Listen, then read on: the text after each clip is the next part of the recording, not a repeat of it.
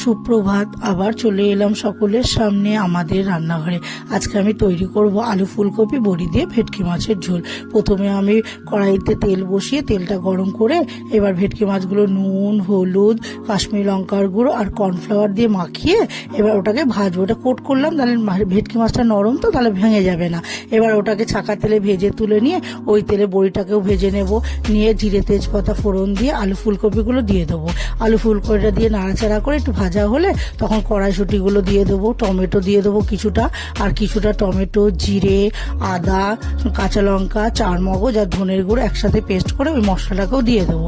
দিয়ে নুন, হলুদ, স্বাদ মতো চিনি, লাল লঙ্কার গুঁড়ো, কাশ্মীরি লঙ্কার গুঁড়ো দিয়ে ভালো করে কষিয়ে জল দিয়ে দেবো। এবার ফুটে উঠলে তারপরে বড়ি আর মাছ ভাজাটা দিয়ে দেবো। দিয়ে তারপরে নাড়াচাড়া করে ধনে পাতার আগে দিয়ে নাড়িয়ে নেব। তাহলেই তৈরি হয়ে যাবে আমার আলু ফুলকপি ভেটকি মাছের ঝোল।